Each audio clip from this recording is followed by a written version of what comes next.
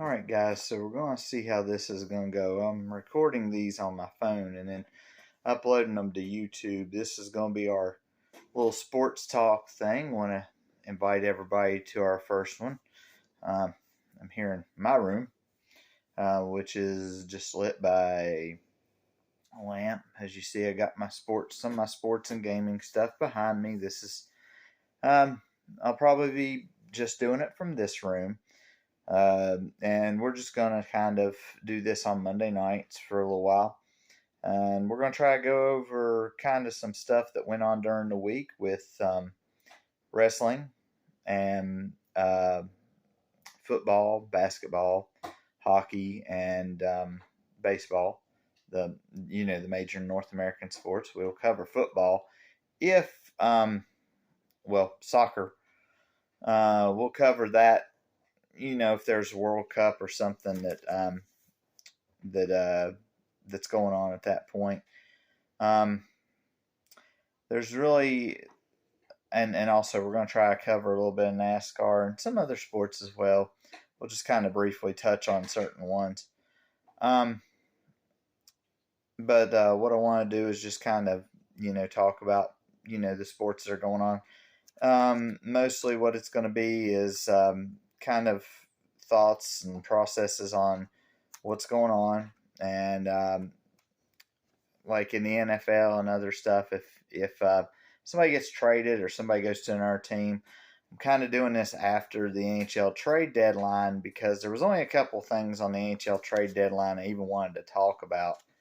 NBA trade deadline should be coming up soon as well. First thing is, I'll go on the NHL since I'm pretty much kind of an NHL person.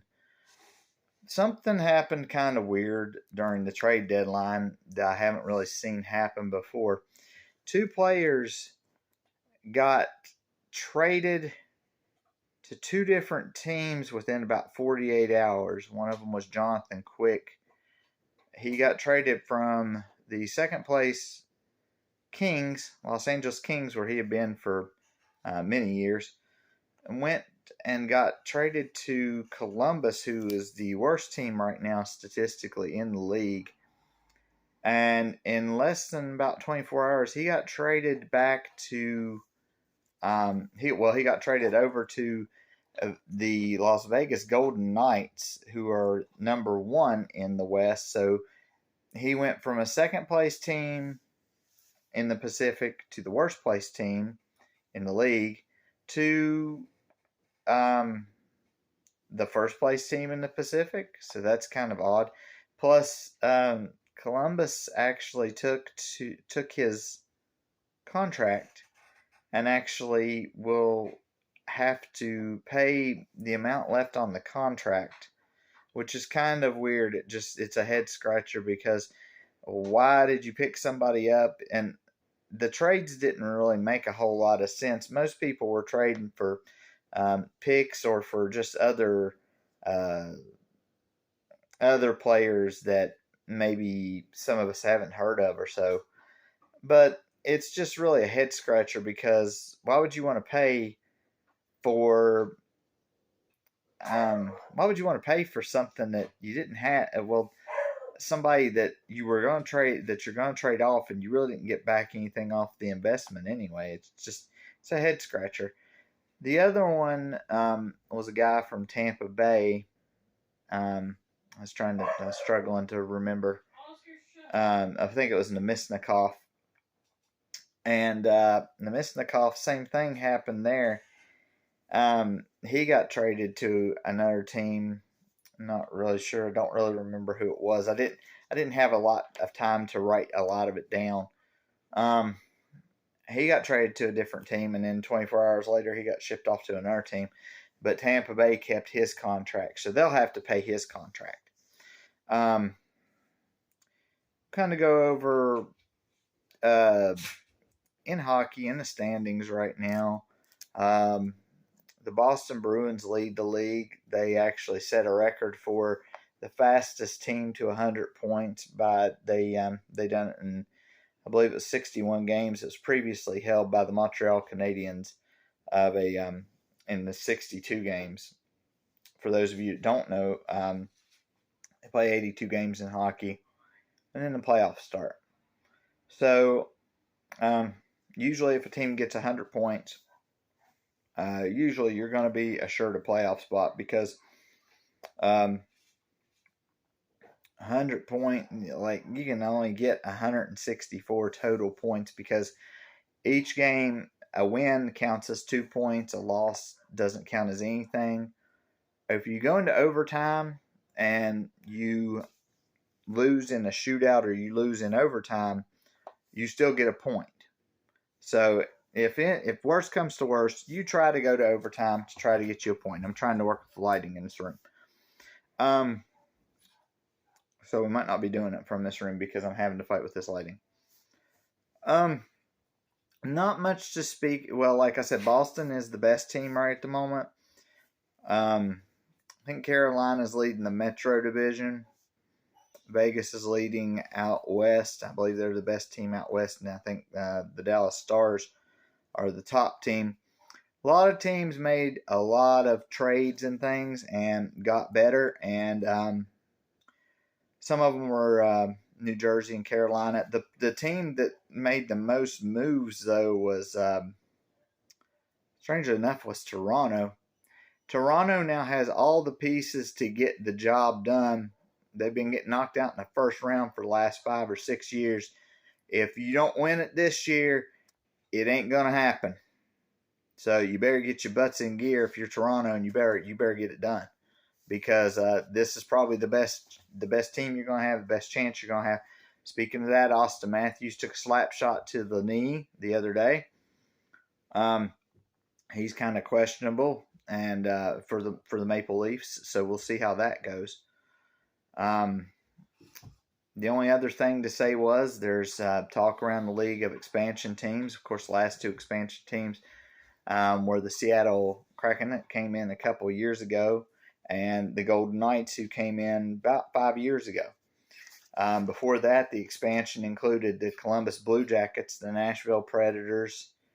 Trying to think of some of the other teams, because some of the teams move, some of them go down the drain. I think it was Winnipeg was the other one, and maybe Atlanta. So right now we have 32 teams in the league. They're talking about maybe adding 2 more. One of the places that's considered is Houston. They have an AHL affiliate there, which is like the farm league, and the Houston Aeros are there, so they're thinking about maybe having one in Houston, which would give Dallas a better rival, along with maybe if the Coyotes stay in Arizona and they don't go somewhere, that'll give them somebody to have kind of a rivalry with as well, maybe even Colorado. The other one is kind of a head scratcher because they're talking about Atlanta. Now, let me tell you something about Atlanta. We've tried to have that city have a franchise 2 times already, and it has failed miserably. They were the Atlanta Flames. They did pretty good as the Atlanta Flames, but they weren't there for too long, and it just didn't take off. And then some odd years ago, they had the Atlanta Thrashers, and they may have had maybe 1 or 2 good years, but man, they were bad. And I think I go think about it. You have the Braves, you have the Hawks, and you have the Falcons. And of course, the Falcons are on a downward trend. Hawks are about middle of the road, maybe downward trend. The Braves are getting better back in baseball, but they're not the 90s Braves, but they're still the Braves there. So, but it really doesn't make a whole lot of sense to put, in my opinion, it doesn't make a whole lot of sense to try this market again and to try to put another team in Atlanta again. That doesn't make a whole lot of sense for me. We'll get closer to college basketball, women's and men's college basketball, as they get more into March Madness. I'm not really going to try to go over everything that goes on, but I will once the brackets and things kick in. I'll try to keep you guys up to date on that. Um, a lot of teams are kind of almost set anyway, but they're still doing conference plays and things like that. So it'll be more towards the middle of this month and the end of this month. Um, if anything happens before then, they'll let you know. Um, Baseball wise, spring training kicked in. They have a new pitch clock. I'm not really sure 100% how those work right yet. I know that they're still having a little bit of troubles getting used to them. So we'll see how that works. That's about the only thing I've heard. We'll go to basketball. Basketball, there's not a whole lot to say right now. The Milwaukee Bucks are probably the best team in the league right now. Statistically, on paper. Of course, Boston's giving them all that they want, and then there's other teams that are going up and down as they go for positioning in the playoffs, or to get into the playoffs.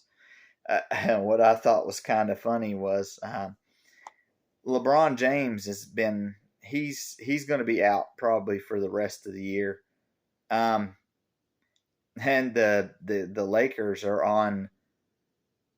They are one of the teams that are close to having a playing game, and how weird is it if LeBron James doesn't play these last 20 some games and the Lakers make the playoffs off of a playing game? Does he then come back, or does he kind of stay gone? I don't like LeBron James. I'll tell you that 100% right now. I don't know how many of you agree with me or disagree with me. I don't like him. And I think that because they're not a playoff contending team, or they're not really in a place for a playoff contending team, he is. I don't know how really injured he is. I'd say he's probably not as injured as he lets on to be, but that's my opinion. And he just always seems though that when this team is not doing real well, he wants to be no part of it. And he was also he was also criticizing a couple years ago, and maybe even last year, about the playing game. And it's like, if you didn't have a playing game, you wouldn't have even made it as far as you did the last couple years. So instead of whining and crying about not getting a chance, why don't you win some games and get the job done? That's the problem there. I will say one thing in college basketball that I saw the other day, and a lot of people not gonna like me for this one, but I gotta say it anyway. You hear every year, you hear coaches complain about something or other. Some make a little bit more of a splash than others. Just depends upon, number one, where you're located. Number two, how big the coach is. And number three, how big the program is. Somebody caught wind of post-game conference with Bob Huggins of the Mountaineers. They were, last time I checked, they were 16-11 record, I think, which is not really good. Well, it's probably not 16-11. It was probably something different at the time. But they weren't really that good, and they weren't really that good in the conference either. So he talks about that the Mountaineers, with their wins that they have, and the win-loss record that they have, that they should be getting in. Well, you're about a 500 team. Don't really know if you should be in or not, and if you get in, are you going to get knocked out in the first round? That's the issue. I don't like how he kind of said that they should be in just because their schedule is hard. there's a lot of other teams that have tough schedules too. And they go out and win games, and they make it. You go out and you lose games, and then you want to complain because your schedule is too hard. Well, you got to win games. And a lot of the people that were in the comments section that were West Virginia fans even stated, you need to win games. You got to win games to make it. You have to. And that goes for any team. These top teams, these teams that are in the top 25, that's how they make it. They win games. They win big games. They win small games. They win games. That's what you got to do. Some people have a little bit tougher schedule than others, but you got to win those games. If you got a tough schedule, you got to win. So we won't go berating on that for very much longer on that. So let's see. In the NFL, Derek Carr is being shipped around. No landing place as of yet. There's places that are talking to him, wanting to talk to him. We'll see how that goes or where he ends up at. I'll let you know whenever I figure out where he lands up at. And that'll be something that we talk about on this channel also, and on this sportscast. I figured to do it on Mondays because there's usually going to be, sometimes there's going to be a Monday night football game, but we can go over what went on Thursday and what went on Sunday, and then we can go on Monday night's game then the following week. So, but on Monday night, there's Monday Night Raw. Tuesday night, there is WWE, they have their NXT wrestling. AEW is on Wednesday nights, and I will explain to some of you what that is because you might not have seen it. Same thing with Impact Wrestling, which is on Thursday nights. Friday night is WWE SmackDown. So there's going to be 3 WWE shows at any given time on this channel, along with 1 Impact show and 1 AEW show. And AEW will also have their Rampage show on Friday. Raw and SmackDown are big shows for WWE. NXT is the emerging talent, if you will, before you get to the big show. AEW is a different company that was founded not too long ago, and they've got a lot of WWE superstars under different names. So, but we'll cover those as well. And they have what's called Dynamite on Wednesday night, and they have what's called Rampage on Friday night. Dynamite is their main show on Wednesday night. Rampage is a smaller show on Friday night. Impact has Impact Wrestling on Thursday night, and it's their only show. They're not an indie promotion. They used to be a bigger promotion, and they're kind of in with Ring of Honor, which is kind of a higher up indie promotion as well. And AEW is kind of in with Ring of Honor too. So all 3 of those are kind of blended in together, all together as one group. So if you hear me kind of interchanging stuff and interchanging people's names and things like that, it's because they show up on both. So we'll go over those as well. Starting next week, we'll go over what's going on in the world of wrestling. And we'll go over the pay-per-views as well, because most of those are either on Saturday or Sunday night. And usually each one of them have one a month or so. And we see, AEW had, they had one last night. And a couple of the matches are worth talking about. A couple of them are not. Their women's champion retained her title last night in a 3-way match against 2 of what used to be WWE talents. they're running a storyline right now where two of them are they've been with AEW since the start, and the other two or three are from WWE. So it's kind of like an invasion angle a little bit. They had a trios match last night for the titles. They have a trios title, which is a 3-person tag team match. Kenny Omega and the Young Bucks had the titles. I'm trying to remember who they lost to. I think it was House of Black last night that they lost to, which is another talent from WWE, and Malachi Black and his crew. They've kind of been building up to this one for a couple of weeks. House of Black was kind of playing mind games with Omega and the Young Bucks, and they ended up taking the title off of them. So we'll see where that goes from that point. Another one of the matches. Another one of the matches was Jon Moxley against Adam Hangman Page as a Texas Death Match.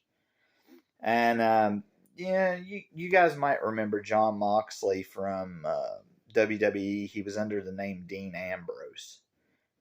He's a lot more physical and a lot more brutal in AEW. But they let him shine a lot more. And last night's match was pretty brutal and pretty bloody. So from what I understand, so it wasn't, it was something that people somewhat enjoyed, but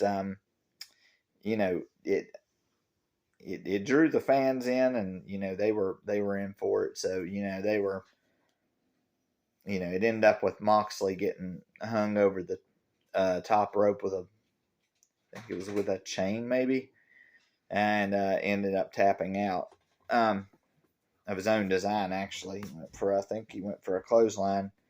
Page ducked it and then clotheslined him over the top rope, and then he had that chain wrapped around his neck and tapped out. Jericho faced, I think it was Ricky Starks last night. And that had been a feud that was building too. Chris Jericho's over there now, and Ricky Starks used to be, I think he used to be known as Ty Dillinger in WWE. And they've been building that up. So he's been trying to get a one-on-one match with Jericho. He ended up beating Jericho last night.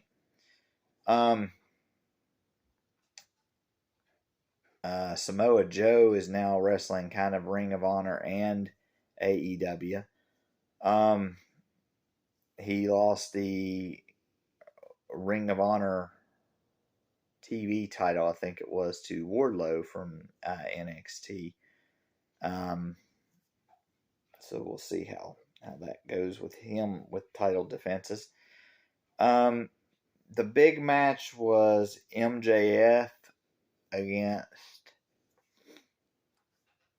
I'm trying to remember how they call him. I think it's Bryan Danielson. It's Daniel Bryan from the WWE. And they have been building this one for months and months.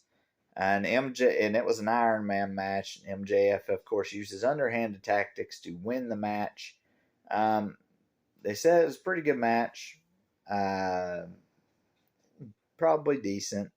I'm not a real big Daniel Bryan fan. So a lot of his work in the ring is to kind of depend upon who he wrestles with for me, because I'm just not really a big fan of what he does and everything. You'll see that as we go along in this channel, that sometimes that's just the thing with me. Sometimes I'm just not impressed with certain people. I mean, it's just the way it is. The only other thing I want to go over before we cut off this video is I want to talk about WWE's booking decisions and just weird, oddball, stupid stuff that they come up with sometimes. Vince McMahon left. He got in trouble and he left for a while, and Triple H took over, and we thought it was going to be okay on the creative side. some things were good, some things were weird, and in the last couple months, it's kind of like they went stupid again. So let me tell you about what I feel that they went stupid. Number one, there's hardly anybody to challenge the Usos for the tag titles, even though we have a lot of tag teams. You got a lot of tag teams to challenge for the titles. I'm not seeing them having to defend the belts every pay-per-view. That's kind of an issue. Reigns is like that too. There was a couple of he's got both of the world heavyweight belts, and he's not had to defend any of them, except he's defended them a few times at pay-per-views. But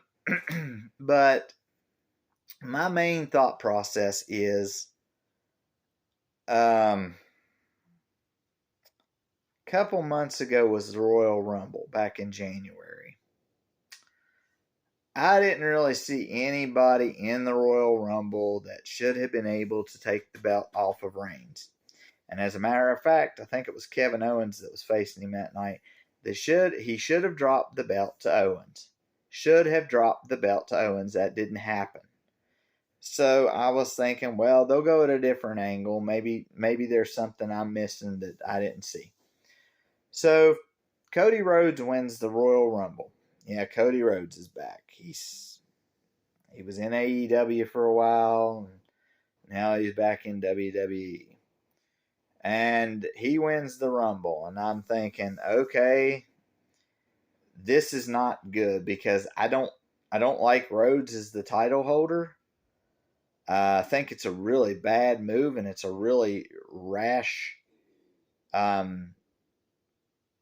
trying to make a quick fix for something that they've had a problem with that they're now trying to fix, and it's let's slap a patch on it and fix it really fast. And that's not the way to do it. That ain't the way to do it. So Rhodes is scheduled to face Reigns at WrestleMania.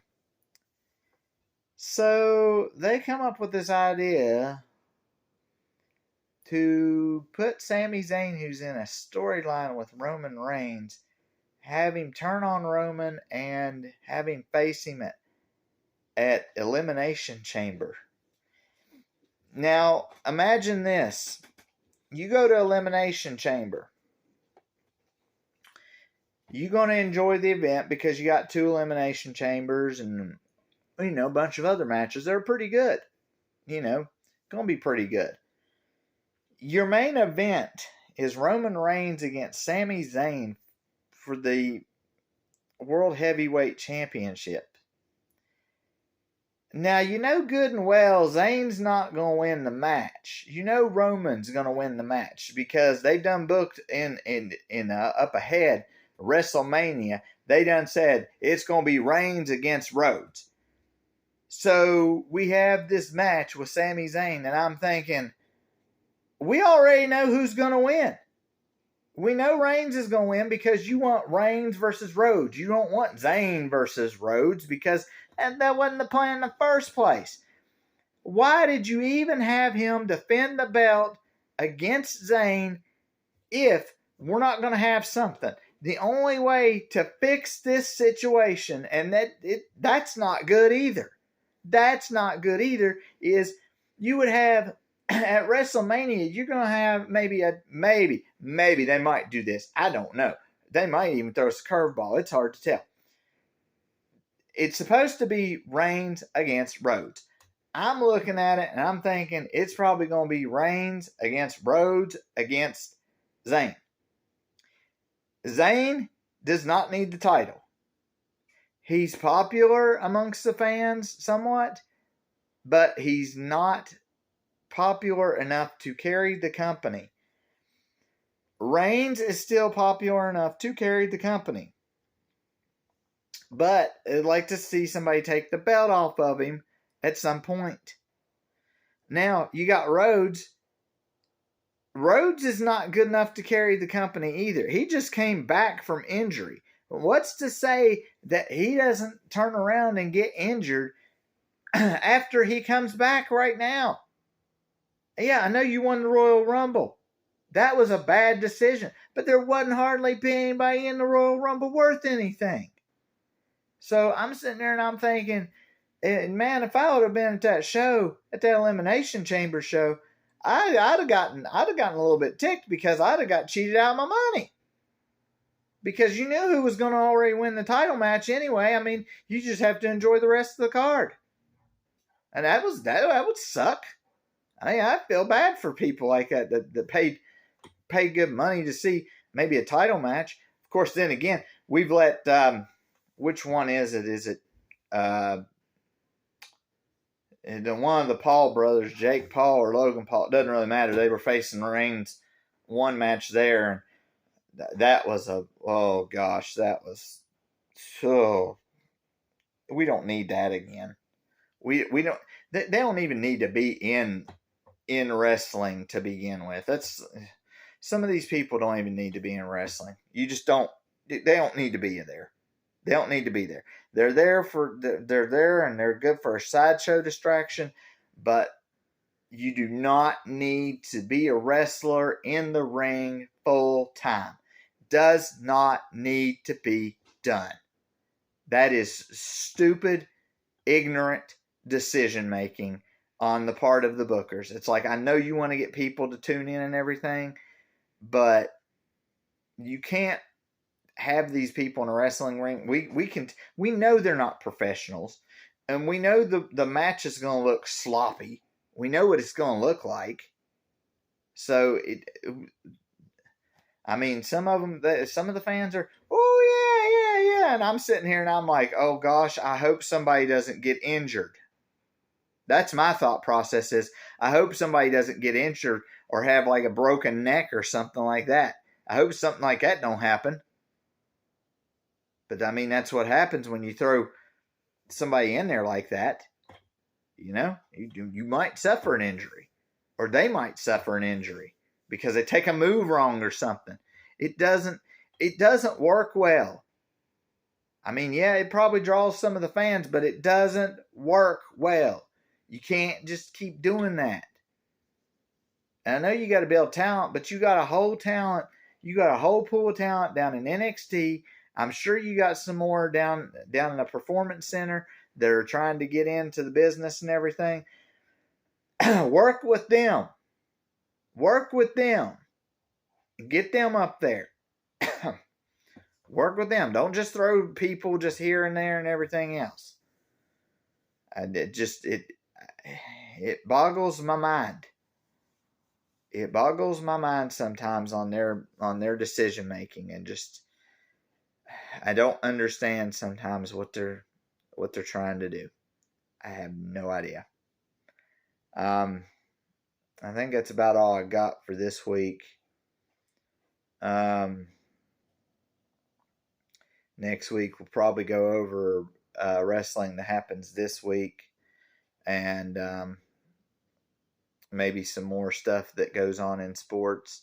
I'm not really gonna, like, when hockey and baseball and basketball and stuff's going on, I'm not gonna, if there's something I think that you guys might want to hear or might need to know, then I'll go over it. If it's the standings or something like that, I'm not really going to go over all that each week, because sometimes teams play 4 games, sometimes they play 2, sometimes they play 5 or so. I'm not going to sit here and go over that, because that's stuff that you guys already know. You can already kind of look up. I'm just here to just kind of put an input into stuff, and if there's something that you may have missed, I'm going to go over racing next week too, I suppose. I think they were at Las Vegas this weekend. I'm not really sure who won. I haven't kept up with racing for a long time, so I'm going to have to get back and keep into that. I don't know most of the racers anymore. It's kind of like the NBA. I don't know most of the players in the NBA right now. I don't don't know many of the players in baseball. I'm lucky to know who I know in football and who I know in hockey. To even know anything about that. But they try to have some information for next time. These may be a little bit shorter. This was kind of an introductory one. So the other ones, they may be a little bit shorter, maybe a little bit longer. Depends upon how much we have to get through. That'll be the thing of how much we need to get through in a setting. So we'll see how long. Average probably is going to be about 30 minutes, 30 some minutes or so. Unless I just go long winded on stuff, but I think that's going to be all that we're going to talk about for this time. We do welcome your comments and your thoughts. You can either put them on the page, on the Facebook page, or you can put them on the video itself. I'm going to try to load this video to YouTube, and you can either put your like if you have thoughts, opinions, or questions, something like that, you can put them there on the YouTube channel. It'll be under the Amused Gamers, and you can put them there. If you don't want to put them there, you can, like I said, we'll have a Facebook page set up too. If you want to be a part of that page, it is public right now. I did invite quite a few people. If I didn't invite you, but you want to join, send me a message or send Jim a message. He's in the group as well. He's in both of the groups.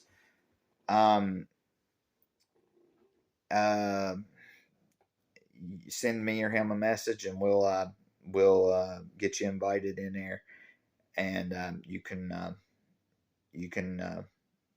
go there and keep up with the channel and things like that.